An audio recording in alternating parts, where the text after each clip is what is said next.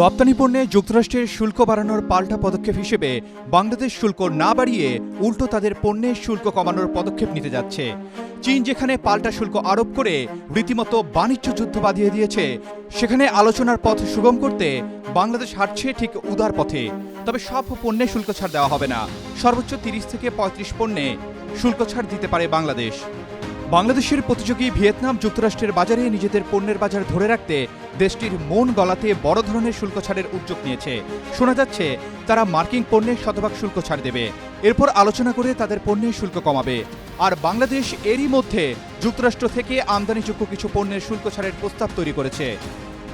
এটি এখন প্রধান উপদেষ্টার দপ্তরে রয়েছে অনুমোদনের জন্য।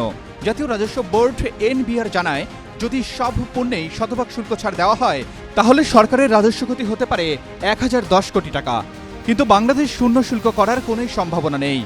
এনবিআর সূত্রে জানা যায়, ট্রাম্পের শুল্কযুদ্ধ ঘোষণার পর গতকাল শনিবার প্রধান উপদেষ্টা ডক্টর মোহাম্মদ ইউনূসের কাছে পৃথক পৃথক প্রস্তাব দিয়েছে এনবিআর ও বিনিয়োগ উন্নয়ন কর্তৃপক্ষ। এনবিআর যুক্তরাষ্ট্র থেকে আমদানি করা 10 থেকে 12টি পণ্যের উপর শুল্ক কমানোর প্রস্তাব দিয়েছে। এছাড়া বিডার পক্ষ থেকেও কিছু প্রস্তাব এসেছে। নির্ভরযোগ্য সূত্র জানায়, সরকারি দুটি সংস্থার কাছ থেকে প্রায় 30 থেকে 35টি পণ্যের উপর শুল্ক হার কমানোর প্রস্তাব দেওয়া হয়েছে। জানা গেছে, এসব পণ্যের মধ্যে জেনারেটর, ভাল্ভ, গরুর মাংস, অ্যাগ্রো আইটেম, কিছু শিল্পের কাঁচামাল ও যন্ত্রপাতি এবং বিভিন্ন ধরনের ইলেকট্রিক্যাল আইটেম রয়েছে। এসব পণ্যের শুল্ক হার 26.2% থেকে 80%।